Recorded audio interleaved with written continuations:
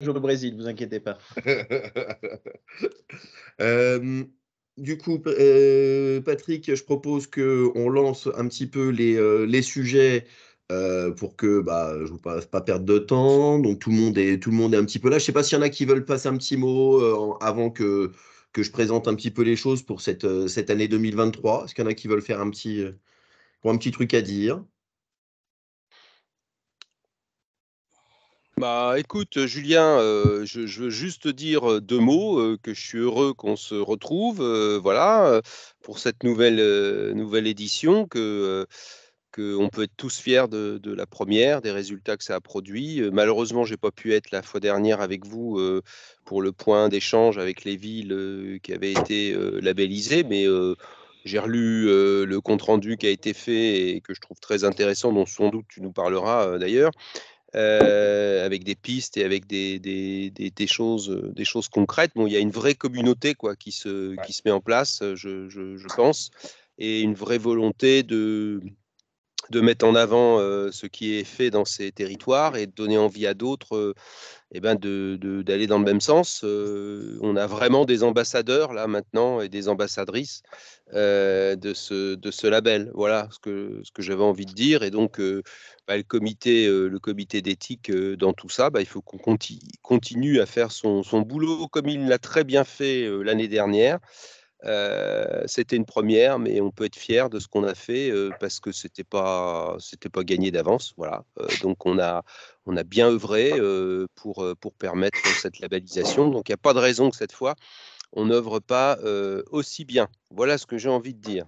Et merci de cette introduction qui est à la hauteur aussi, j'ai envie de dire, de ce qui se passe, en effet, suite au travail qu'on a mené. Et je voulais en effet faire un petit point, déjà qu'on se dise un peu comment on va travailler en 2023, mais savoir où on en est aussi.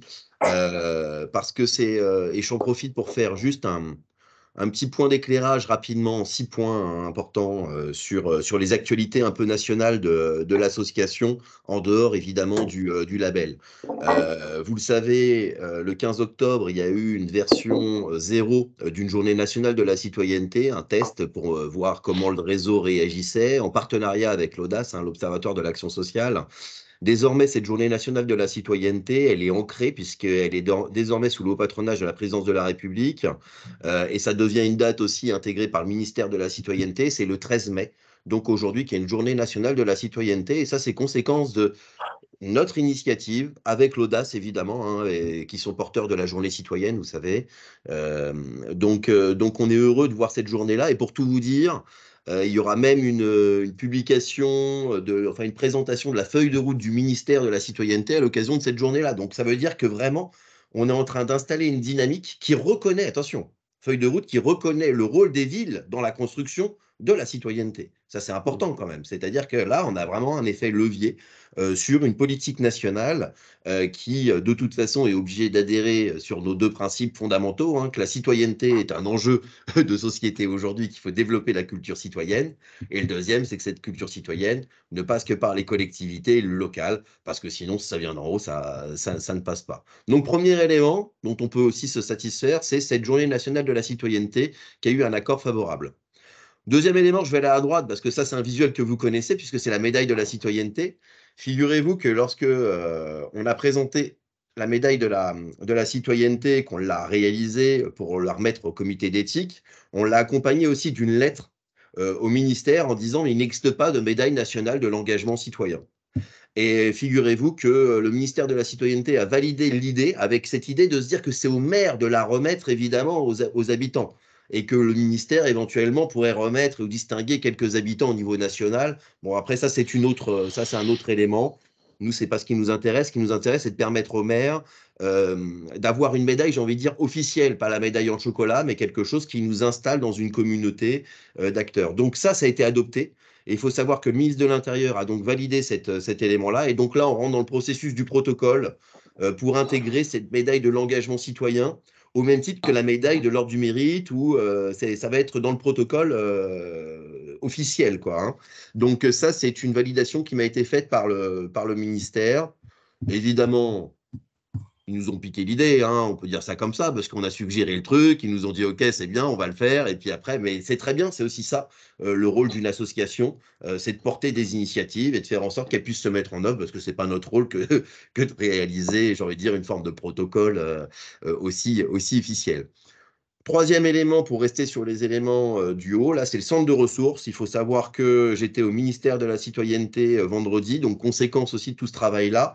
L'association, allez, je vous donne un indicateur à 99%, hein, donc c'est plutôt positif et encourageant, va devenir centre de ressources auprès des collectivités pour accompagner justement le développement de la culture citoyenne. C'est-à-dire qu'en fin de compte, tout le travail qu'on est en train de mener auprès des villes va nous permettre tout simplement de disposer aussi d'un appui qui va nous permettre tout simplement de partager ces ressources-là, d'animer la communauté qu'évoquait Patrick dans les meilleures conditions. Donc là, on attend un montant de subvention pour devenir officiellement centre de ressources nationales auprès des collectivités territoriales pour les soutenir et les former, les monter en compétences et les autonomiser aussi. Hein. On n'est pas c'est pas un cabinet de conseil, un centre de ressources, c'est vraiment quelque chose de libre où on vient piocher et on s'appuie sur justement les dynamiques menées. Donc Marianne Arrive-en-Ville, pardon, Alain, pourra faire partie, par exemple, des initiatives présentées dans le cadre du centre de ressources.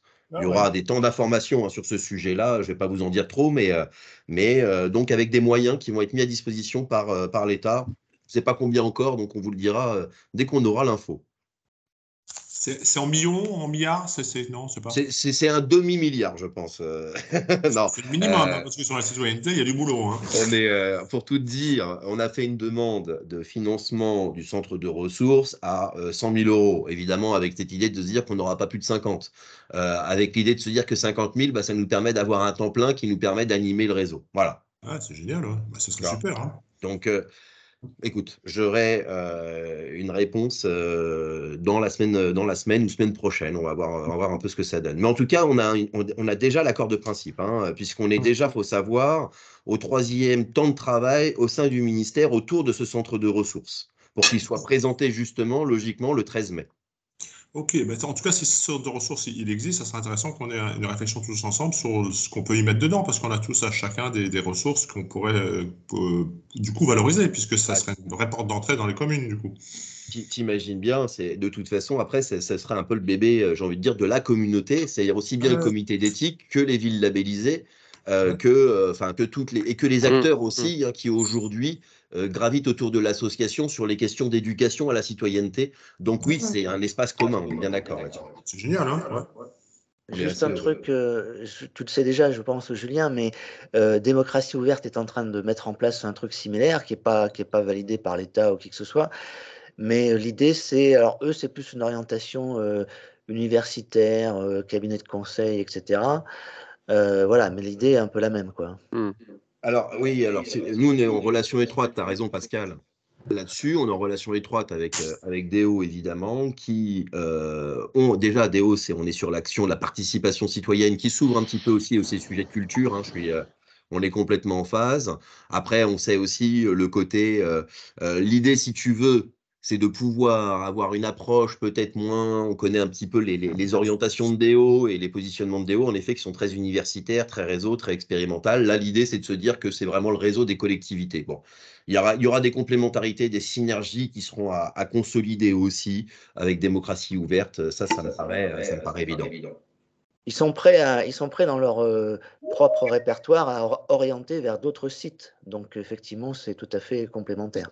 Voilà. Et puis alors là, qu'on soit bien d'accord, c'est pas le centre de ressources de l'association, c'est pas un bébé, c'est vraiment un outil et c'est la conséquence de l'action. Donc on a vocation évidemment à agréger d'autres partenaires, mais donc là, il y aura une rencontre à faire avec Déo sur les sujets, mais on échange très régulièrement sur d'autres outils, même si on a perdu Armel Lecause, qui était enfin quand je dis perdu, c'est qu'il s'est retiré et s'est mis en retrait, qui était quand même notre interlocuteur et privilégié là-bas. Donc là, on est en train de reconsolider les relations avec eux, au même titre qu'on le fait avec Décider Ensemble, hein, par exemple, qui seront complètement décidés ensemble pour le coup, seront complètement aussi associés au centre de ressources, puisqu'ils ont pas mal de retours de fiches Mmh. d'expérience autour de la participation citoyenne, notamment avec les trophées de la participation.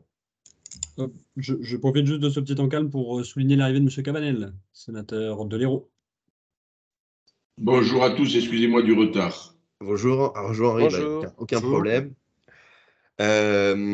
Donc on faisait justement, Henri, un petit point d'étape sur la vie de l'association. Juste aussi de manière beaucoup plus opérationnelle, on a lancé aussi en janvier une consultation qui s'appelle « Et si je m'engageais ?» qui permet aux villes de consulter les jeunes sur ce qu'ils peuvent attendre de leur engagement citoyen ou pour justement installer cette culture de l'engagement citoyen auprès des jeunes. Donc ça, c'est une consultation qu'on met à disposition clé en main avec le kit de com, la consultation auprès des villes. Et l'intérêt qu'on a là, c'est qu'on le voit déjà, on a déjà 46 villes qui ont adopté le dispositif, donc qui vont le mettre en œuvre ou qui l'ont déjà mis en œuvre. Et ce qui est intéressant, c'est que ça va nous permettre de faire un export des résultats locaux, mais également de les mettre en perspective avec des résultats nationaux. Donc on a cette double détente nationale-locale qui permet en effet une mise en perspective et de se dire déjà, on n'est pas seul, deux, est-ce que mes résultats, je peux m'y fier, est-ce qu'ils correspondent à quelque chose, enfin voilà.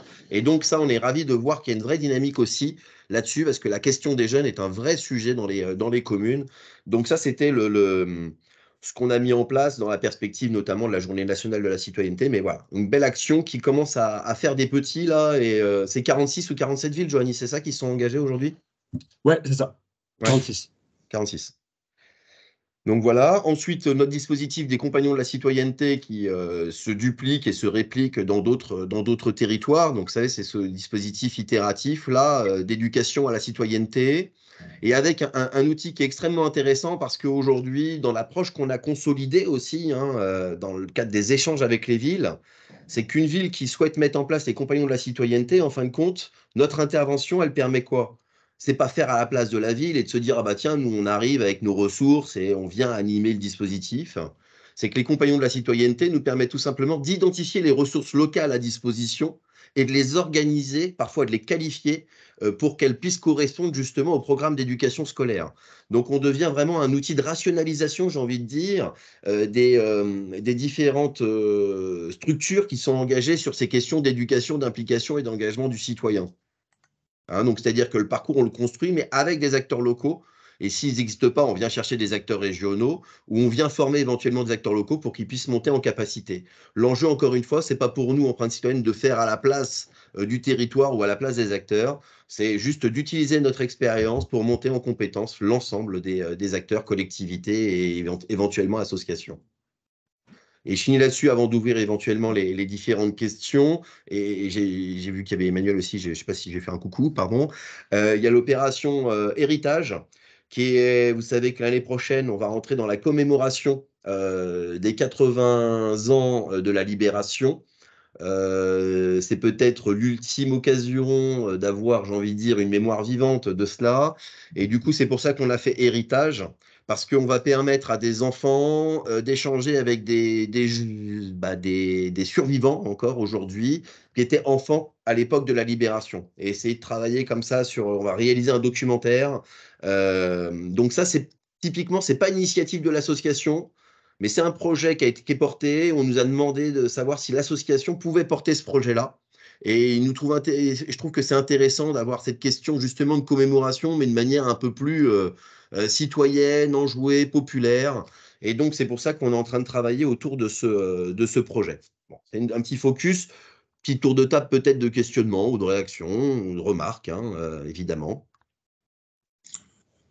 Moi, une question là sur les compagnons de la citoyenneté. Ouais. Là, parce que moi, je travaille sur un collectif là sur l'éducation avec mon collectif Osons les territoires. Et donc, un des grands sujets normalement de l'éducation, c'est la citoyenneté, quoi. Et c'est quoi les modes de coopération actuels entre l'école justement et ces enjeux citoyens? Alors, ou c'est l'école qui nous le demande, ou c'est justement le contexte extrascolaire. Ce dont on se rend compte, c'est que c'est plus difficile à mettre en œuvre dans un contexte scolaire que extrascolaire, ou périscolaire, pardon. Mais après, par exemple, là, on l'a dans le cadre des cités éducatives, si tu veux. Et dans le cadre des cités éducatives, c'est là où c'est intéressant, parce que les cités éducatives, ils ont un effet levier. Et donc, ils incitent justement les écoles à développer aussi des dispositifs d'éducation un peu plus populaires. Donc, elles ouvrent plus facilement les portes. Mais c'est vrai que sinon, c'est un peu plus compliqué. Après, une fois que l'école, elle a adopté, elle veut mettre en place les compagnons de la citoyenneté, eh bien, nous, on vient construire en fonction du programme scolaire, parce que maintenant, on a une lisibilité claire du programme scolaire du CP jusqu'à la fin de lycée, et on vient construire le parcours comme ça avec eux. Et après, on vient identifier les ressources locales qui sont à disposition, c'est-à-dire les acteurs qui vont pouvoir participer à animer ce dispositif-là. Donc, si tu veux, il faut vraiment qu'il y ait quand même un établissement qui soit volontaire. J'insiste bien sur le fait que les compagnons n'ouvrent pas la porte de l'établissement, c'est à l'établissement d'ouvrir la porte aux compagnons quand même. D'accord. Et il y en a beaucoup, enfin, juste pour savoir, en gros, il y a des vraies initiatives, ça se compte sur une doigt d'une main, sur... Aujourd'hui, du nombre de compagnons qui sont développés, on est à 6 dispositifs pour l'instant qui sont ou prévus ou déployés. D'accord. Donc, 6 établissements qui ont ouvert les portes, c'est ça? Non, parce que ce n'est pas que des établissements scolaires, on a aussi des jeunes hors, tu sais, en mode centre de loisirs. On a donc sur les 6, on en a 3, je crois, qui sont en milieu scolaire, c'est 3 et 3.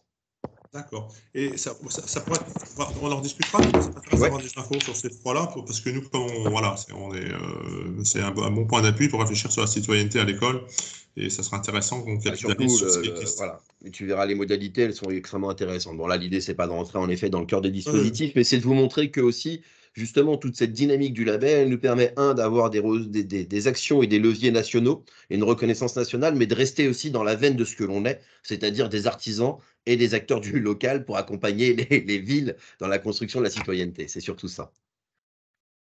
D'accord. Ok, super. Myriam est arrivée à nous rejoindre. Ouais, je vous prie de m'excuser, sincèrement, pardon. Pas de souci, Myriam. On avait besoin, parce que là, on était vraiment... Jocelyne était seule femme, là, donc merci d'équilibrer un petit peu cette parité. Bonjour à toutes et à tous, alors, à toutes et à tous. Coucou. Donc voilà pour ce qui est des actus générales, enfin en gros traits. Est-ce qu'il y a des questions? Bon, on passe à la labellisation 2023 justement par rapport à ça. Bon, première chose et première info, il faut savoir qu'on va rentrer donc après l'expérimentation de Gré d'Oiseau. Il faut savoir que notre expérience nationale s'est validée et elle va bénéficier d'une reproduction belge, mais belge francophone dans un premier temps. Donc là, avec Gré d'Oiseau, on vient d'identifier les 300 bourgmestres des francophones, pardon. Et du coup, de ceux qui sont aussi qui disposent d'une délégation liée à la question de la citoyenneté ou liée à cela. Hein. Donc là, on va faire un appel avec la commune de Gré d'Oiseau, avec Pascal Goergen, et on va composer donc une liste de communes volontaires parce que au final, on s'est rendu compte que le référentiel et la critérialisation ne convenaient pas complètement à la dynamique belge. Donc là, on va créer un groupe de villes volontaires pour ajuster un petit peu cette grille d'évaluation pour pouvoir la soumettre après, in fine, au comité d'éthique pour que vous puissiez nous dire, bah oui, là, c'est pas complètement déconnant ou c'est complètement déconnant et donc il s'agit de revoir. Bon, je pense que clairement, ils n'ont pas envie de revoir tout le référentiel. Hein. C'est quelques éléments qui ne correspondent pas aux réalités belges qui veulent ajuster. Mais l'idée, si vous voulez, c'est que l'année prochaine, en 2024, il y a des élections municipales en Belgique. Évidemment, on ne lancera pas le label avant les élections municipales pour éviter les effets d'aubaine. On va exactement respecter le déploiement français, c'est-à-dire laisser passer les élections municipales et ensuite déployer. Mais pour le déployer, il faut évidemment l'ajuster. Donc, c'est tout le travail que l'on a à faire jusqu'aux élections. Sur le déploiement belge, des observations, des questionnements? Non. Eh bien, écoutez, du coup, ça... Il y a des acteurs belges qui vont nous rejoindre, du coup? Alors du coup, je ne sais pas, ça peut être une réflexion. Pour l'instant, on n'en est pas du tout à la mise en place du comité d'éthique. Et moi, ce que je voulais faire plutôt, c'était de faire travailler les acteurs belges sous le contrôle, j'ai envie de dire, du comité d'éthique et faire valoir. Donc, c'est-à-dire qu'il y aura peut-être une intervention belge à quelques-unes de nos visios. Mais pour l'instant, pas un comité d'éthique belge et tout ça, c'est pas comme ça qu'on l'envisage. Et ça, tout ça, on en discutera après avec vous, quoi. Mais on n'en est pas là. Hein. Pour l'instant, la philosophie du label, elle est française, enfin l'émergence, elle est française, et c'est nous qui sommes les garants, j'ai envie de dire, et c'est vous, comité, qui êtes les garants de ce label-là. Donc, on va pas non plus se disperser dans la garance pour l'instant, si tu veux, dans le raisonnement. Après, je m'en ouvre à vos réflexions. D'accord. Non, mais par contre, Julien, si je peux me permettre, c'est intéressant d'ouvrir comme ça quand même sur la Belgique et l'Europe, parce que je pense que les collectivités, les communes qui vont, comment dire, aller peut-être sur la labellisation auront des fonds aussi, tu sais. Ça peut entraîner une dynamique positive aussi, évidemment pour l'empreinte citoyenne, mais aussi pour les communes, tu vois, dans le cadre d'une citoyenneté globalisante, pour utiliser des mots un peu à la mode, européenne, tu vois. Et frontalière aussi, parce qu'il faut savoir que dans les collectivités en ce moment, en particulier dans les communes, il y a un regain en fait de la coopération internationale et de la politique publique, enfin comment dire, du lien que l'on peut faire entre l'action publique locale et le transfrontalier finalement et l'international. Oui, et c'est vrai que c'est des sujets que l'on voit apparaître de plus en plus. Et bon, déjà qu'on y arrive bien au niveau national, mais tu as tout à fait raison, et c'est un vrai levier. Et en plus, pareil, c'est-à-dire que si demain on veut disposer ou permettre la mise en place de fonds d'appui européens sur ces politiques citoyennes, bah, c'est des outils qui vont permettre en effet de faire bouger les lignes, et d'un point de vue très très pratique, qui vont permettre aussi d'être des fois tout simplement une forme de vitrine ou de chapeau, j'ai envie de dire, à la coopération, le fait de les installer dans une forme de vie citoyenne. Et puis moi, j'ai un fantasme, c'est de créer des jumelages de villes citoyennes avec des villes engagées autour de l'engagement citoyen ou de ces choses-là. Ça, après, c'est... Donc ça, déjà, en tout cas, déjà francophone, et puis après, on verra step by step. Hein. N'allons pas trop vite non plus, mais... Voilà pour la Belgique. Ensuite, en effet, pour les 26 villes labellisées, puisque vous savez mieux que moi qu'il y a 26 villes labellisées, donc on a fait une visio qui rassemblait les 26 au tout début mars ou fin février, Joanie, je ne sais plus.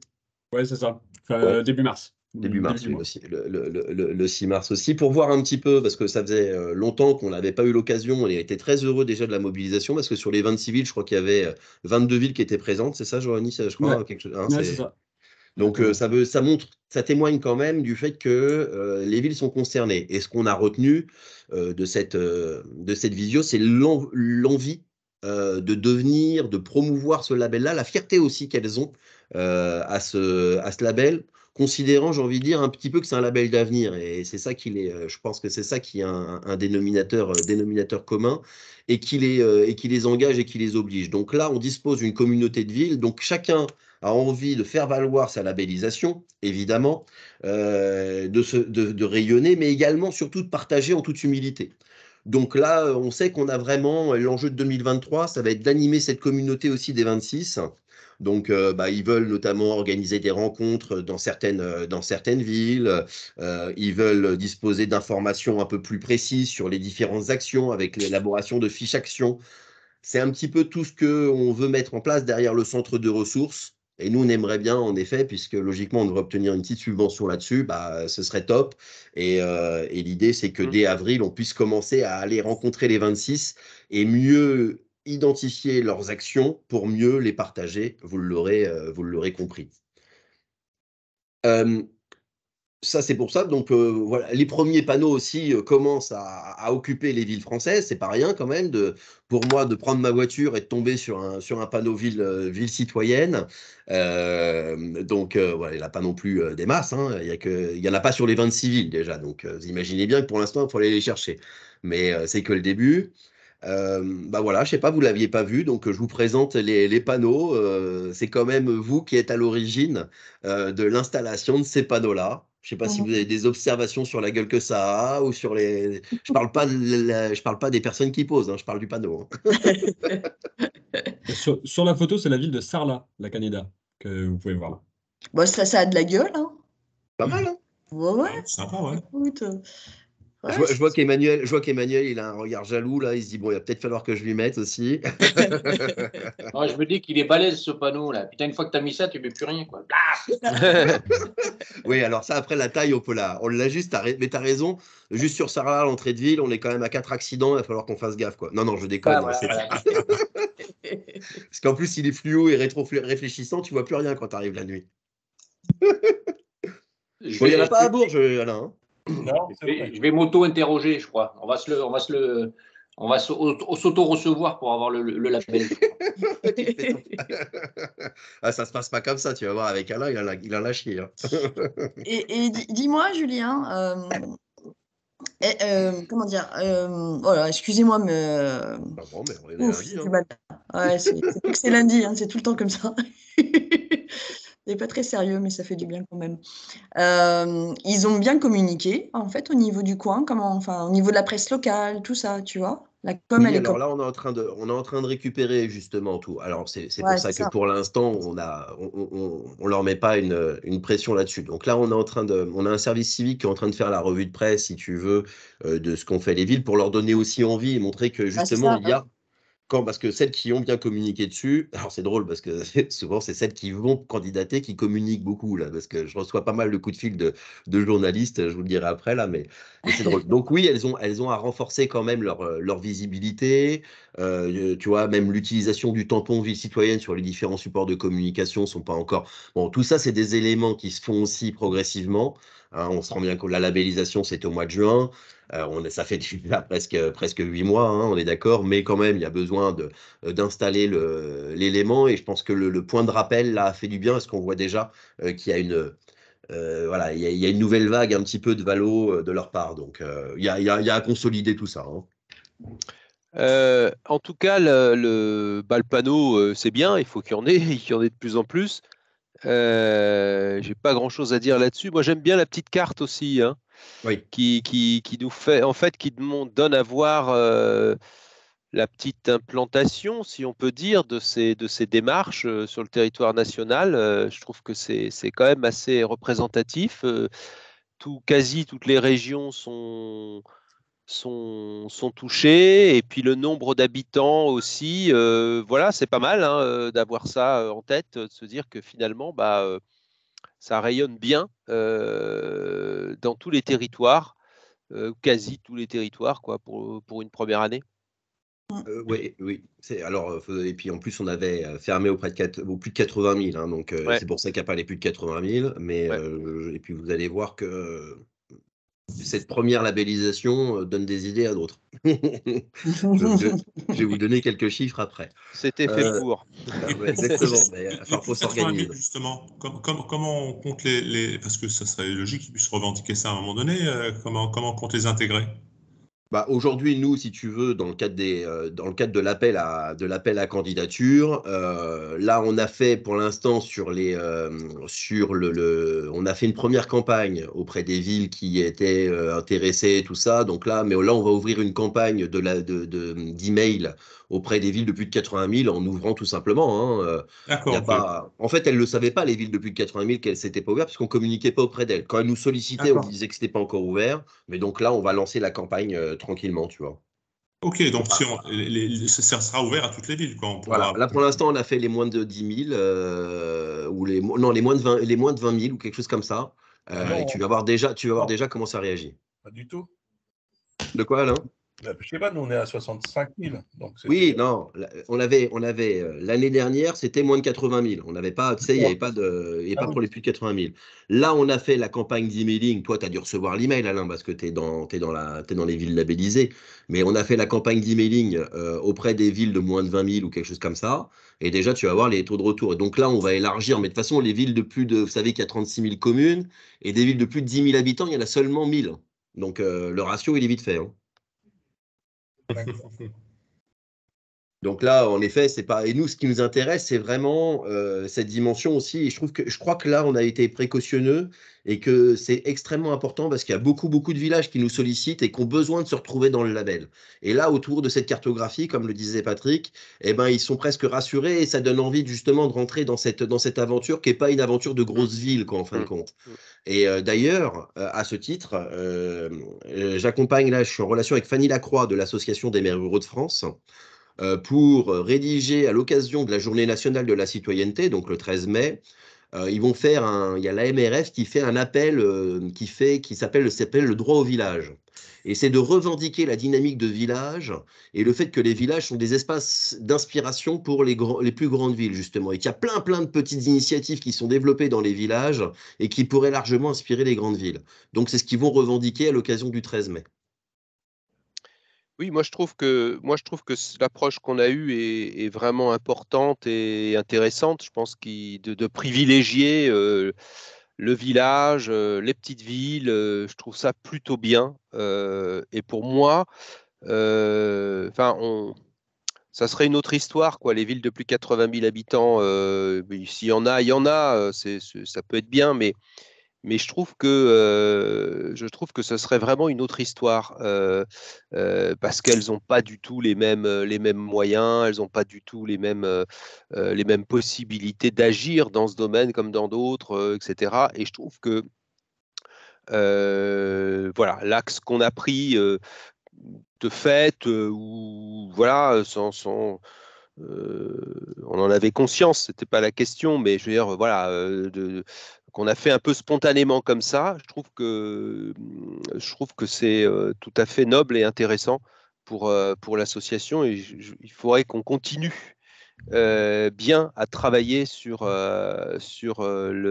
l'ensemble de ces petites communes et sur l'ensemble du territoire. Enfin, c'est un avis que j'ai, qui n'engage que moi, mais qui est, je crois, qui est important. Mais puisqu'on est en convergence là-dessus, j'ai le plaisir de vous annoncer aussi que intègre dans le bureau de l'association, enfin, et ce sera une candidature évidemment, ça sera soumis à vote, mais il y a Marie-Laure Munier, maire d'un village de 186 habitants, 600 habitants, je ne sais plus, Joanie, si je me trompe. 182. 182 ? Oui. Voilà, 182 habitants qui devient secrétaire général de l'association. Donc, je pense que là, typiquement aussi, donc c'est une ville labellisée, hein, mais c'est aussi permettre justement à Marie-Laure d'incarner justement cette dynamique de village au sein du bureau. Je ne sais pas ce que tu en penses, Patrick, mais je pense que ça fait partie aussi de ces symboles importants. Très bien, très bien. Oui, non, moi je suis assez d'accord avec cette histoire de bien distinguer les petites villes des grandes villes. Et à mon avis, effectivement, il y a une réflexion, sans doute même presque des démarches complètement différentes. Mais enfin voilà, mais ça me semble pas illogique à un moment donné que toutes les villes soient concernées, sachant que je suis assez d'accord, ça peut, enfin c'est des démarches différentes sur les grosses villes, quoi. Il y a des particularités qu'il va falloir identifier et avec lesquelles il va falloir travailler, quoi. Mais étant donné qu'on dit toujours que, enfin moi j'aime bien dire que la citoyenneté, c'est le trait d'union entre les acteurs, c'est le trait d'union entre les valeurs, les politiques publiques, je pense que ça peut être le trait d'union aussi entre les villages et les villes et qu'il y ait justement, voilà, ça c'est un des enjeux. Maintenant on verra. Moi ce que je propose c'est qu'on ouvre en effet de toute façon, qu'on apporte l'information à toutes les villes et on verra déjà tout naturellement si les villes de plus de 80 000 s'intéressent à ce type de candidature dans un premier temps. Voilà. Alors, pour les villes labellisées déjà, parce que l'idée, c'est de se dire que, en effet, une ville labellisée, la candidature, on ne va pas la renouveler. La proposition qu'on fait, c'est qu'une ville labellisée, elle est labellisée automatiquement pour les communes, donc à jour de cotisation, hein, parce qu'il faut bien qu'on ait un modèle économique quand même, mais pendant 3 ans. C'est-à-dire que les communes labellisées en 2022 pourraient être réévaluées en 2025. Sauf si évidemment, elle demande elle-même à être évaluée parce qu'elle considère qu'elle a développé des nouvelles initiatives et des nouvelles actions qu'elle voudrait faire reconnaître ou qu'elle voudrait mettre en avant et cautionner autour de la labellisation. Ça, c'est notre proposition. Je ne sais pas s'il y a des observations par rapport à ça. On en avait discuté avec Patrick là-dessus pour que, déjà, on ne surcharge pas non plus le travail d'évaluation et surtout qu'on fasse de l'évaluation un vrai travail de mise à jour et de contenu. Parce que si on revient se redire ce qu'on a fait l'année précédente, Bon, ça me paraissait un petit peu délicat. Je ne sais pas ce que vous en pensez. Ça apporte quoi de plus? De quoi? Le fait de redéposer le dossier de candidature? Oui. Ah bah rien, c'est seulement, par exemple, si tu veux faire valoir Marianne Arrive-en-Ville, pardon. Je me fais regueuler, je le sens. Marianne Arrive-en-Ville, si tu veux qu'on le valorise ou qu'on l'intègre, ça peut être. Mais moi, je trouve qu'il n'y a pas d'opportunité particulière Non. là-dessus. Et ça fait redémarrer les 3 ans, du coup, à partir de l'évaluation, la dernière qui a été faite. C'est ça. C'est ça aussi l'idée. D'accord. Oui, c'est ça. Mais, On n'envisage pas une évaluation à mi-chemin, à mi-parcours? On peut se faire aussi, tu vois, par exemple, une forme de. Parce que là, on va avoir le site internet aussi et une vitrine ville citoyenne qui sera beaucoup plus importante, évidemment, et beaucoup plus qualitative. Tu vois, moi, je pensais plutôt faire peut-être, tu vois, un peu comme les impôts. C'est-à-dire qu'il y a des inspecteurs en fonction d'alertes qui pourraient être données. Voilà, le seul truc, c'est de se dire, est-ce qu'une ville, tu vois, le fait de venir 1 an et demi après, par exemple, et de les rappeler. Enfin, on peut se dire ça. Après, c'est C'est juste pas la les charge rappeler aussi. forcément, Julien. Tu vois, après, bon, moi, je suis pas spécialiste de l'évaluation, hein, mais je pense que ça serait intéressant ou d'avoir, je sais pas, tu vois, ouais, mi-parcours. Tu vois, au bout d'1 an et demi, ils avaient un point A, ils sont arrivés à un point B, tu vois. Qu'est-ce que ça a apporté à la collectivité? Qu'est-ce que ça a apporté aux élus et surtout aux citoyens, enfin à leurs habitants? Et tu vois, puis après, comment on avance jusqu'à la fin de la labellisation.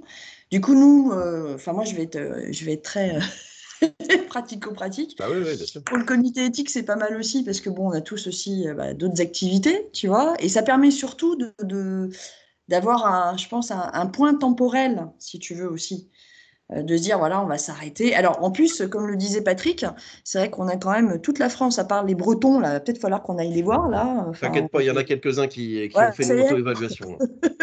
Bon, mais tu vois, je me disais, on peut imaginer de sectoriser, tu vois, ou de faire d'un tirage aléatoire aussi, tu vois, en disant, voilà, pour pas comme tu dis, on ne soit pas les inspecteurs des impôts, quoi. Faut quand même pas déconner, quoi. Hein, tu vois, ça serait un Là, peu bien anti sûr. ce qu'on porte comme valeur, quand même.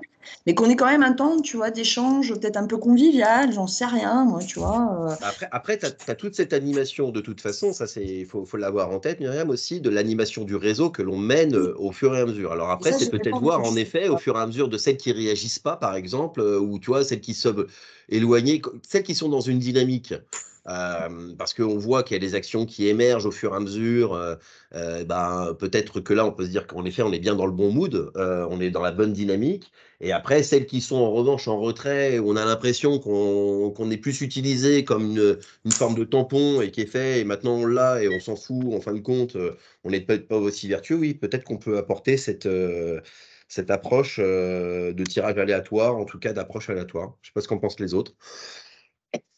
Enfin, moi, je pense que oui, ça peut être envisageable. Moi, ce que je me dis, c'est que, moi, en tout cas, personnellement, aujourd'hui, j'ai plus de temps à passer à aller sur le terrain auprès des gens que de m'amuser à refaire des labellisations XY tous les 6 mois ou tous les 1 an Oui, et c'est demi ça. ou 2 ans, quoi. Enfin, après, voilà, moi, j'ai jamais. Enfin, la labellisation, c'est une très bonne chose. On est très content. C'est une dynamique. Je pense que ça, à terme, ça va être quelque chose d'assez géant. Sauf que, ben voilà, moi, aujourd'hui, j'ai autre chose à faire, en tout cas. Ça, c'est sûr. Ce qu'on pourrait demander. Vous avez vu la bonne humeur du lundi matin d'Alain, hein, je vous le dis tout de suite. Non, mais. Tu as raison, en plus, alors, je rigole. Moi, je crois que c'est sage de laisser 3 ans, c'est pas grand-chose en fait, ça va vite, quoi. Donc, ouais, c'est la première chose que je veux dire. La deuxième, c'est que peut-être on pourrait, malgré tout, proposer aux villes labellisées d'être, alors ça va être le cas avec la communauté, tout ce que tu as dit auparavant, Julien, mais peut-être se dire au moment de la labellisation des nouvelles villes, la prochaine, là, se dire, eh ben, on vous propose aux villes déjà labellisées de nous dire sous une forme ou sous une autre un petit peu, de nous faire un petit point d'étape. Ça peut être, je sais pas moi, une petite vidéo de 3 minutes qui dit, bah voilà, on a fait ci, on a fait ça, on est super motivé, on continue, j'en sais rien. Ça peut être, un petit support photo, ça peut être sous des formes sympas, communicables, de façon à montrer, Ouais, c'est pas mal ça. de montrer ce qui se fait et ce qui continue à se faire et de s'en féliciter les uns les autres. Je trouve que ça peut être. De toute façon, on sait qu'on aura un moment important pour la labellisation 2023 ou 2024, d'après ce que j'ai compris, début d'année 2024. Oui, Mais voilà, du coup, c'est pas mal qu'ils se mobilisent pour ce jour-là. Ils peuvent nous transmettre un témoignage plutôt qu'une évaluation, mais voilà, une petite vidéo, moi, j'ai pratiqué ça dans un autre réseau associatif. Des gens qui candidataient, ils le faisaient sous forme de vidéo. Ils avaient 3 minutes. On peut dire c'est 2 minutes Un ou petit même pitch. 1 minute et demie. Un petit pitch, voilà, etc. Ça peut être super sympa. Ça peut être super sympa. Et du coup, voilà, ça oblige un peu à regarder ce qu'on a fait et à communiquer sur ce qu'on fait. Ça peut être utilisé aussi dans la commune pour les habitants, au service com, etc., etc. Je trouve que Ça- c'est une ça super pourrait bonne idée. Ouais. Ça Non, pourrait mais peut-être moi, je suis assez d'accord. Je crois qu'il faut vraiment mettre l'accent sur l'animation de la communauté. Et puis, bon, effectivement, on aura peut-être un petit point de vigilance pour les villes dont on n'a pas de nouvelles. Mais je pense que si c'est déjà un gros boulot, quoi. Puis, sachant qu'en plus, normalement, tous les ans, il y a des nouvelles arrivants qui vont venir c'est comment toutes ces villes continuent à échanger, à témoigner, à capitaliser. Donc, je pense que déjà, si on arrive à travailler, il y aura un énorme travail autour de ça. Voilà, faut pas se rajouter des contraintes supplémentaires, quoi. Et moi, je pense que voilà, et ce que propose Patrick, il me semble très bien, effectivement. Pascal, qui officiellement est le 200e membre de Marianne Ouais. arrive en ville à Bourges. Ouais. J'ai envie de suivre ça, ouais. Tu voulais dire quoi, Non, c'est- Pascal? Tu voulais dire un truc, non? Non, c'est effectivement, j'ai fait ça, oui, pour pas l'oublier. D'accord. Non, mais ça marche. Non. Non, mais je trouve que ça c'est une bonne chose parce qu'en plus, c'est vrai que ça nous permet, on pourrait les interroger en disant voilà, renouvelez déjà votre engagement et rappelez-nous vos nouvelles actions, vos nouvelles initiatives, et ce que ça a apporté, enfin, sur ce mix un petit peu d'informations. Je trouve que c'est plein de bon sens. Ok. Alors, du coup, juste pour savoir, donc pour la campagne 2023, il y a un petit écho. Je sais pas, ouais. Alors, on a une. Est-ce que juste on peut fermer peut-être quelques micros parce qu'il y a des. Voilà, super. Pardon. Du coup, pour la campagne 2023, on a lancé en effet notre outil d'auto-évaluation. On a du taf, hein. Il y a 521 communes qui se sont auto-évaluées. Alors, ça ne veut pas dire qu'il y a 521 candidats, je vous rassure. C'est des gens qui découvrent le label autour de l'auto-évaluation. Mais pour Mémo, on était à 180 et quelques l'année dernière, Joanie, je crois. Ouais, c'est Voilà. ça. Donc là, en 15 jours et demi ou 3 semaines, là, on vient de tripler les scores. Donc on devrait avoir en effet un volume de candidatures important. Donc ce qui veut dire aussi, je pense que le comité d'éthique aura vocation évidemment à s'élargir. Enfin, j'y reviendrai juste après. Mais on a quand même 5 dossiers complets. Et évidemment, le support vous permettra d'avoir accès au dossier à l'auto-évaluation si vous vouliez la découvrir. Juste, on se rappelle le fonctionnement. Je vois l'heure qui passe à toute vitesse. Le fonctionnement, donc les candidatures pour cette année. L'idée, c'est pas de rentrer dans 3 mois, on va se mettre dans un rush et tout ça. C'est justement d'ouvrir les candidatures de mars à octobre. Comme ça, on est au fil de l'eau. Juste, parce qu'il y a des micros, il y a un sifflement avec un micro qui est ouvert, pardon. Ce serait top. Ensuite, on a donc candidature ouverte de mars à octobre. Ça, on l'avait vu avec Patrick aussi pour ajuster justement et permettre d'avoir une répartition un peu plus large. Donc, l'évaluation par le comité d'éthique se font tout au long de l'année. Et grosso modo, le délai d'évaluation dure 3 mois. C'est-à-dire que, grosso modo, le fonctionnement, si on se le met en tête, la ville s'auto-évalue, c'est ce qui se passe aujourd'hui. Ensuite, elle fait éventuellement une candidature. Donc ça, c'est le choix de la collectivité de choisir son moment. Sachant que nous, lorsqu'on reçoit son dossier de candidature, on lui dit que dans 3 mois, elle aura sa réponse, mais pas avant. Donc, On va analyser la recevabilité de la candidature, comme on a fait l'année dernière, c'est-à-dire les dossiers qui sont catastrophiques. Évidemment, ils seront consultables par le comité d'éthique si besoin est. On vous fera un état des lieux de vous dire quels dossiers n'ont pas pu être retenus ou ne vous sont pas transmis parce qu'ils ne correspondent à rien. Et donc voilà. Ensuite, vous examinez le dossier. On reviendra sur les étapes juste après. Il y a les entretiens, évidemment, avec les communes et ensuite la décision finale. Donc, je reviens rapidement dans l'idée du fonctionnement de ce qui vous incombe. Dans l'idée, on était 3 membres l'année dernière. On se dit que 2 membres du comité d'éthique, compte tenu du volume, ça nous paraît bien, sachant qu'on a conscience qu'il faut élargir ce comité d'éthique. Et l'idée aussi, c'est de se dire, l'année dernière, vous aviez les 63 critères d'évaluation. Et eux répondaient à 21 objectifs. Bon, la bonne nouvelle, c'est qu'on a validé avec Patrick le fait que ce soit les 21 critères qui soient évalués. On garde bien les 63 en tête, hein.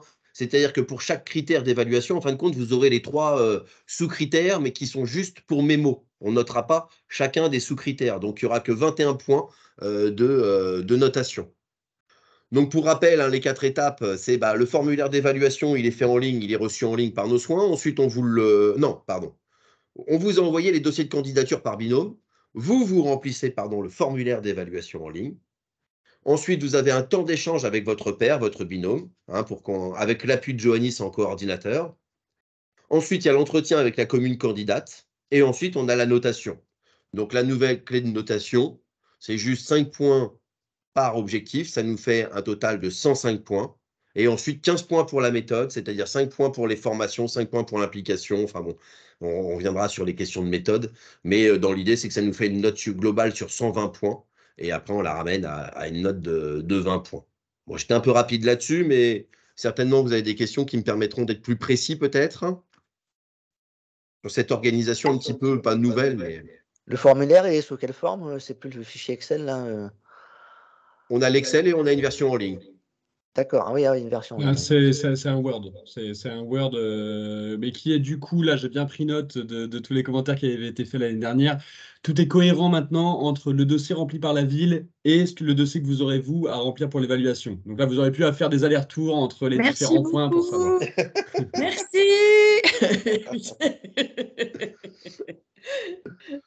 C'est le plus... parce que oui, il y avait cette petite incohérence l'année dernière qui était vraiment notre fait. Du coup, oui. Alors, juste le dossier d'évaluation, Jo, c'est-à-dire qu'on le remet à l'ensemble du comité d'éthique en version Word, c'est ça, pas en ligne, en fait?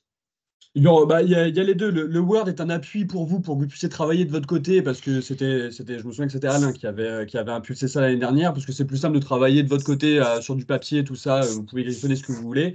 Et ensuite, reste le formulaire en ligne, évidemment, à compléter à la fin, au final, pour qu'on ait bien vos notes. Donc, on est bien d'accord que nous, Jo, c'est-à-dire que l'évaluation est terminée par le comité d'éthique ou par le membre lorsqu'on a le formulaire en ligne qui est rempli. Hein, le Word est juste un support pour vous aider à remplir le dossier. Tout à fait. Est-ce qu'on ne pourrait pas rajouter dans le dossier quelque chose du type engagement pris, je veux dire, parce que quelque part, on va rejoindre une collectivité, il y a peut-être il y a intérêt par rapport à cette collectivité, mais c'est peut-être des formes d'engagement par rapport à la collectivité qu'on va rejoindre. Enfin, je parle notamment dans le partage des pratiques et des choses comme ça. Quoi. Tu veux dire quoi? Juste un engagement de nous ou un engagement de la collectivité? De la collectivité, c'est qu'en gros, la collectivité qui veut rejoindre qui va avoir le label, non seulement avoir le label, mais elle s'inscrit aussi dans une communauté et vis-à-vis de laquelle ça serait intéressant d'avoir, obtenir de sa part l'engagement du fait que elle va contribuer au progrès global de cette collectivité, non seulement en s'inspirant de pratiques d'autres, mais en donnant. Enfin, voilà. C'était dans cette logique de bilan aussi derrière, parce que je repensais aussi le bilan des 3 ans. À un moment donné, les personnes auront aussi peut-être fait un chemin, auront peut-être des objectifs. Voilà, je ne sais pas, je réfléchis tout. Hein, je veux dire, non, mais c'est une forme. Alors, il ne s'agit pas de démultiplier les chartes, en effet, mais cette note d'engagement, et d'ailleurs, nous, ce qu'on aimerait faire dans l'idée, c'est de se dire, parce que c'est un peu le travail qu'on a mené avec les 26, là, les villes déjà labellisées, si tu veux. Alors, ce qui serait bien, ce serait de voir comment on pourrait avoir un document qui ferait à la convergence des 26 villes déjà labellisées et du comité d'éthique, et qui permettrait en effet d'affirmer un petit peu les intentions et de se dire que oui, tu as signé quelque chose, et en tout cas, voilà, Oui, voilà, c'était dans cet esprit-là, quoi, parce qu'au-delà, voilà, c'est une charte dans la d'engagement, volonté de progrès, dans la volonté de partager, dans la volonté de, voilà, pour donner une ligne directrice qui permettra de faire un bilan aussi derrière, parce que dans les 3 ans, quelque part, pour qu'il donne une ligne, parce que ce qui est intéressant dans les 3 ans, me semble-t-il, c'est qu'on puisse voir si la collectivité s'est inscrite, c'est bien s'inscrire dans la ligne. Et il me semble intéressant, au bout des 3 ans, d'évaluer les progrès qui ont été faits, notamment par rapport aux intentions affichées au départ. Et ça, voilà, parce que on est sur un processus en réalité, quoi. C'est ce processus qu'il faut évaluer, quoi. Oui, la remise du diplôme pourrait être, avoir pour conséquence de signer une sorte d'engagement d'aboutir à 2 ou 3 projets sur les 3 années. Ça pourrait être ça. Ouais. Ok. Ça serait intéressant. Ça vient converger, ça fait un trait d'union avec l'ensemble des éléments qu'on évoquait tout à l'heure, donc très bien. En plus, on aura un centre de ressources et tout ça. Enfin voilà, je pense que tout ça, ça peut se mettre en musique, quoi. Ça serait intéressant en tout cas de. Je pense que tu viens de dire le truc, Jean-Pascal. La fenêtre idéale pour ça, c'est la mise en place du centre de ressources qui nous permet en même temps de dépasser, j'ai envie de dire, le côté symbolique du label où tu as la petite estampille, mais rentrer dans une approche vraiment structurelle, de partage. Voilà, c'est ça. Tu vois, oui. De contribution. De contribution, pardon, merci. Voilà, c'est ça. Voilà, la notion de contribution, elle est vachement importante. Je suis d'accord. Ouais. D'ailleurs, c'est le titre de mon dernier livre. Bon, bah, c'était tout. T'es quand même très fort. J'ai réussi à le placer. Merde. Et il vaut combien? C'est quoi ton bouquin, Jean-Pascal? C'est quoi? Mon bouquin, c'est pour une société contributive. Ah d'accord, je comprends mieux. D'accord. Bon, bah, je vais le lire, c'est promis, je suis une note de synthèse. Ah, bah, avec plaisir. Hein. Du coup, tac. Est-ce que par rapport à cette modalité d'évaluation, le fait de passer en binôme, tout ça, est-ce que ça vous, est-ce qu'il y a des sujets, des questions? Évidemment, vous pourrez nous solliciter éventuellement après tout ça, il n'y a pas de souci. Et juste dans l'idée, on ne peut pas faire de pronostic, c'est toujours délicat de pronostic sur le nombre de dossiers de candidature. Bon, maintenant, je pense qu'on va quand même, on va au minimum en atteindre la centaine. Ça, c'est sûr. Donc, aujourd'hui, il ne s'agit pas, parce que si là, pour l'instant, on est sur un comité d'éthique actif de 5, 7, 8, 9, 10, 11, 12, 13, 14 personnes. 14 personnes, si à chaque fois ça fait 7 équipes, ça veut dire que si on a une centaine de dossiers de candidature, ça vous en fait une quinzaine chacun. Donc je pense qu'il faut quand même ouvrir ce comité d'éthique. En revanche, l'ouverture du comité d'éthique, il nous paraît, alors déjà, vous nous direz ce que vous en pensez, et 2, après, c'est de se dire à partir de quel profil. On a commencé à identifier des profils qui nous paraissaient intéressants, mais avant de revenir sur les profils, sur cette question d'ouverture, est-ce que vous considérez qu'elle est nécessaire? Quels sont les points de vigilance que vous nous apportez? Je vous écoute.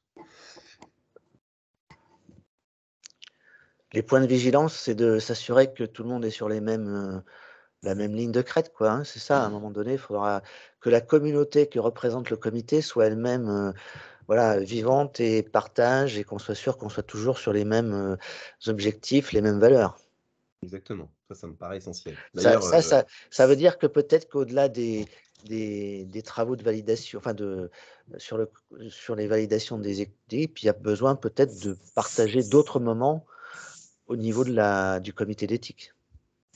Oui. On connaisse un peu les gens et. Tout à fait. Il me semble que l'idée du parrainage qui a été lancée d'ailleurs, me paraît intéressante, quoi, parce qu'effectivement, bon, ça suppose qu'on, c'est aussi des profils un petit peu, on connaît les gens, quoi, et si on connaît l'exigence du comité, on est capable déjà, dans un premier niveau, de décrypter si la personne répond à peu près au profil recherché. Mais il ne faut peut-être pas se limiter à ça, effectivement. Alors ça, nous, on ne veut pas aussi se limiter au fait que le comité d'éthique soit juste un espace uniquement que l'association a déterminé. Je pense que c'est important aussi d'ouvrir cette ouverture et de permettre aux membres de coopter ou à d'autres personnes de coopter pour le comité d'éthique. Et toujours dans ce respect des 7 collèges quand même, parce que ça me paraît important. D'ailleurs, il faut qu'on développe les agents parce qu'il y a Marc Hill. Alors, ce qui est intéressant, et ça, je tiens à vous remercier aussi tous, parce que je ne pense pas que ce soit si régulier que ça, c'est que dans le comité d'éthique, il y a Marc Hill qui est parti. Johannis, qui est-ce qui est parti du coup? Guy Beaufard aussi n'a pas souhaité renouveler et la députée Valetta Ardisson également. Oui, bon, qu'on n'a jamais vu, hein, donc comme ça. Oui. Non, qui ont Elle pris était part déjà l'année dernière au processus. Enfin, même Merkel, au final, il s'était retiré assez rapidement. Mais bon, Guy Beaufard, qui a été vraiment engagé à nos côtés, n'a pas souhaité poursuivre. Voilà, ceux qui ont participé à l'aventure de l'évaluation l'année dernière, dans ceux qui ont parti, il y a uniquement Guy Beaufard et qui l'a fait, bon, je pense aussi d'un point de vue, pour des raisons aussi Alors juste, vous voyez, typiquement, ça fait partie aussi des moments, des jolis moments, parce que Guy, même s'il s'en va, on entretient une relation et j'ai eu même une lettre de remerciement de sa femme parce que Guy était très malade lorsqu'on a fait la remise à Bourges et c'est des éléments, vous voyez, cette appartenance au comité lui a fait beaucoup de bien dans sa cure et dans son traitement. Et donc, voilà, vous voyez comme quoi c'est aussi des histoires humaines, tout ça, mais je ne sais pas si je devais le dire, mais je suis ému de le partager avec vous. Merci Julien. Moi je suis un peu toute seule, alors du coup j'ai contacté, enfin maintenant c'est une amie de plus de 25 ans quand je travaillais à Dunkerque et qui travaille à la CUD en fait. Emmanuel Leroy-Cotigny, de Cotigny. Donc, je lui en ai parlé. Voilà, je lui en ai parlé. Je lui ai dit, regarde, je lui en avais déjà parlé l'année dernière. Parce qu'elle a vraiment une démarche. En fait, elle a été à l'initiative. Comment ils ont appelé ça, les Dunkerquois, là, avec Vergrit, là. Ils ont. Ah, mince. À l'initiative, finalement, oui, je le fais très court, hein, de l'emploi solidaire territorial. D'accord. Donc les questions de citoyenneté, d'inclusivité, etc., c'est bon, c'est quelque chose qu'elle. Et puis bon, moi je me sens un peu seule quand même. Donc, mais bien sûr, non, mais là, de toute façon, on va développer ça. Hein. Je représente pas, voilà, je suis pas représentative à moi toute seule, hein, heureusement d'ailleurs. Non, mais bien sûr, non, mais il s'agit, là, dans les agents territoriaux, on est plus dans le souci aussi tu vois, pour l'instant, d'aller vers des agents, enfin, voilà, on est en train de regarder ça, parce que là, moi, alors, pour vous dire, hein, dans l'élargissement à venir, c'est des propositions qui seront faites. Moi, je considère qu'en revanche, l'idée, c'est pas d'intégrer des membres du comité d'éthique sans la validation du comité d'éthique, parce que vous faites partie de cela. Et donc, je pense qu'on fera une petite visio, un peu pas en disant voilà le nouveau comité d'éthique élargi, c'est en disant voilà les candidats au comité d'éthique, et comme ça, après, on se laissera un temps d'échange pour valider les profils ou pas. Donc, mais ce qu'on peut faire aussi, Julien, peut-être, parce que c'est vrai que nous, voilà, on s'est lancé dans l'aventure avec vous. Voilà, on s'est lancé dans l'aventure. Mais après, on pourrait imaginer que les personnes qu'on souhaite coopter puissent faire aussi une sorte de lettre d'engagement. C'est un peu ce que disait Jean-Pascal. Ouais. C'est-à-dire pourquoi je viens. Moi, à la limite, tu sais, je peux le faire aussi. Hein. Tu vois, renouveler mon engagement, expliquer pourquoi je suis à empreinte citoyenne, qu'est-ce qui fait qu'aujourd'hui je le suis. Qu'est-ce que ça va, tu vois, qu'est-ce que ça va apporter à la fois. Là, je parle en tant qu'agent territorial, mais qu'est-ce que ça m'apporte tout court aussi dans ma vie de femme, dans ma vie d'individu, surtout vu ce qui se passe en ce moment avec la réforme des retraites. Pour tout vous dire, en fait, j'étais à la bourre parce que j'étais avec mes élus en train d'essayer de déloger Caterpillar, mais bon, on n'a pas réussi. Enfin bref, ils ont quand même eu 4 000 € de prime. Hein. Enfin bon, voilà, bref. C'est comme ça, voilà, on est dans un monde très particulier. Hein. Mais je pense que ça serait intéressant, tu vois, que même peut-être chacun d'entre nous renouvelle ses engagements. Parce que ce que dit Jean-Pascal, je rejoins complètement ce qu'il dit dans la philosophie. On demande à des collectivités qui sont faites d'hommes et de femmes de porter une lettre d'engagement, mais nous, on ne le fait pas. Donc, on soit un peu cohérent, tu vois, aussi. Peut-être. Je trouve ça vachement bien. Je vais faire une petite lettre en disant, voilà, je renouvelle mon engagement au sein du comité éthique d'empreinte citoyenne. Et quand il y aura de nouvelles candidatures par le biais de la dite cooptation, on ait un écrit aussi, tu vois. L'écrit engage. La parole s'envole, tu vois. S'il n'y a pas d'objection là-dessus, je suis d'accord pour créer ça. Parce que je pense que Patrick, d'ailleurs, de mémoire, on avait un petit élément qu'on avait transmis. On a une charte du comité d'engagement ou pas, Patrick, il me semble? Oui, on a une charte, bien sûr. Ouais. Non, c'est ça qu'on va pouvoir ressortir aussi, et puis la faire signer, et puis peut-être aussi demander un petit mot de motivation, comme disait Myriam, ou d'intention de chacun, et ça nous permettra aussi, nous, de faire savoir et de faire valoir aussi, justement, les intérêts. C'est important de montrer que c'est pas juste une entité, mais que c'est des personnalités. Et puisqu'on est dans la transparence la plus totale tous ensemble, là, sur notre réunion virtuelle, moi, tu vois, j'ai essayé pour Échirol. Je te cache pas, je ne vous cache pas qu'il y a eu des freins. Alors, je me suis dit, merde, alors comment j'ai présenté le truc? Tu sais comment je suis, Julien, je doute Non, tout le non, mais après, temps, tu bien vois. sûr. Mais non, en fait, c'est pas politique. Ben non. Non, mais en fait, tu sais quoi? C'est plus des collègues, des collègues agents territoriaux comme moi, qui ont une certaine crainte, parce qu'en fait, effectivement, comme c'est nouveau, que c'est une démarche qui est vachement... Ouais, elle est nouvelle, la démarche, en fait, tu vois. Bon, après, je laisserai soin à Patrick et Jean-Claude voilà, d'en discuter bien mieux que moi. Mais ce que je veux dire par là, c'est, tu vois, j'en discutais avec le collègue là, qui est sur la vie des quartiers, c'est quoi déjà, égalité et citoyenneté, je sentais quand même un frein, tu vois, un frein. Parce qu'en fait, il ne comprenait pas l'intention. Alors, je lui ai expliqué quand même. Et c'est vrai que j'avais oublié, Patrick, pardonne-moi, qu'on avait effectivement, on a eu ces discussions autour de la charte d'engagement. Mais c'est vachement important, surtout dans une société aujourd'hui qui transitionne, là, tu vois, et qui ne sait pas trop où elle va. Et le fait d'écrire, enfin, moi, je m'en rends compte, hein, le fait d'écrire, de poser des mots, ça pose des actes, en fait. Je suis d'accord. Non, très bien, ça me botte bien. Patrick, peut-être là-dessus, tu voulais. Non? Non, mais moi je suis Non. d'accord. Il y a pas de, je pense que c'est très bien de réinterroger nos engagements, d'écrire. Moi, ça me pose aucun souci aussi d'écrire quelques lignes pour dire voilà ce qui fait que je continue cet engagement, ce combat, etc. Et puis la charte, donc on avait présentée au démarrage, faut pas l'oublier. C'est des documents effectivement que on peut avoir tendance à ranger dans un tiroir ou dans un dossier virtuel et qu'on oublie. Il faut le ressortir, il faut la renvoyer à tous et c'est là-dessus que les nouveaux venus doivent se déterminer, effectivement. Très bien. Non, moi, ça me va bien. Un petit écrit, plus la signature de la charte, c'est bien. Ok, bon, bah ça marche. Du coup, on va vous. N'hésitez pas à apporter d'éventuelles cooptations. Et l'idée, c'est que à l'occasion. Ah bah oui, Étienne, sa fille passe son bac. Donc oui, pardon. Juste, l'idée, c'est que tout simplement, dans les différentes personnes cooptées, au prochain comité d'éthique, on ait une petite présentation justement des nouvelles têtes, qu'on puisse les écouter et tout ça. Et peut-être dans un deuxième temps, des échanges ou un premier, enfin, l'histoire que on puisse en discuter ensemble et que l'intégration au comité d'éthique ne soit pas. Alors, si ça devait être la compétence de quelqu'un, ce serait celle de Patrick, évidemment, mais ce sera pas la mienne. Ok pour ça. Juste parce que là, il faut vraiment que je vois que. Désolé du temps passé, ouais. Emmanuel, ça marche. Juste, Emmanuel. Sur une petite question, parce que ce qui nous importe, c'est de se dire, là, on va commencer les dossiers de candidature. Est-ce qu'on fait, et à chaque fois, c'est des sessions de 3 mois.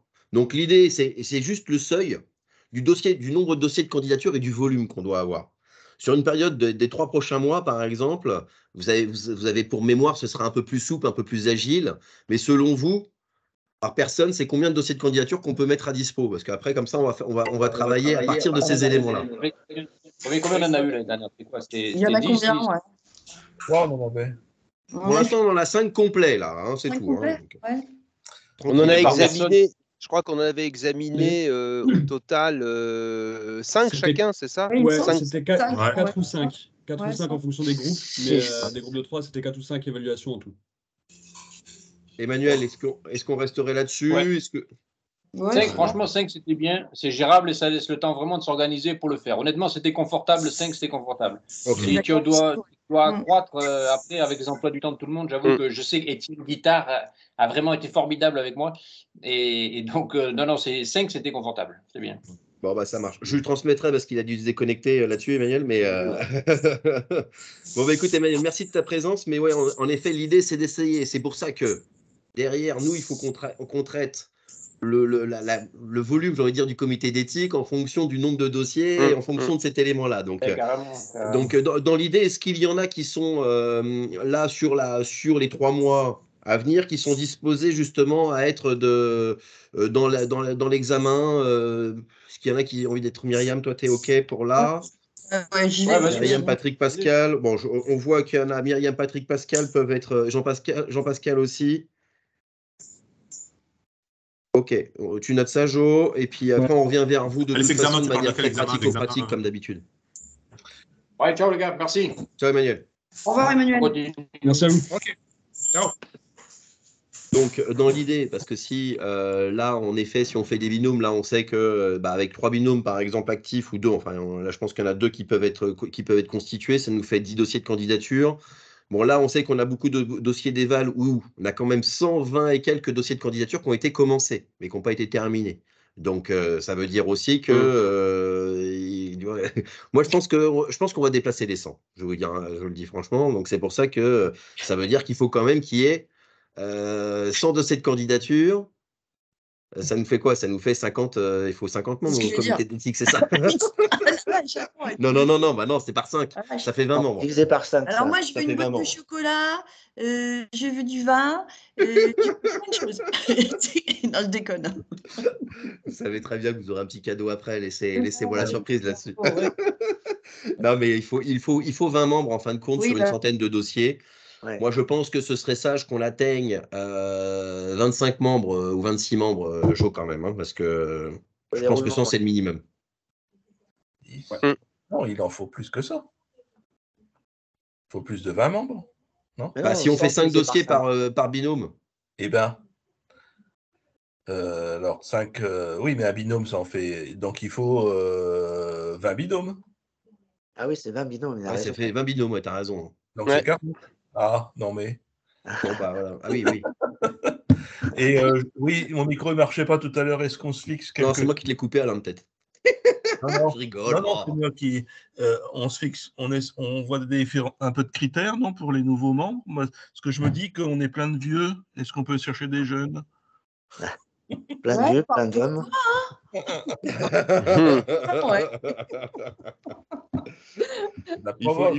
Il faut des jeunes, il faut des femmes.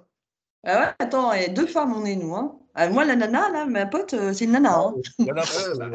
Après, si elle vient, je ne sais pas, hein, mais et si elle est acceptée. Représentatif, quoi. Enfin, que, ouais. Qu'on essaye de voir aussi quelques critères de représentativité, qu'on a aussi. Enfin, je sais pas, peut-être que le but du jeu, c'est d'engager aussi un peu de jeunesse. Oui, non, mais tu as raison.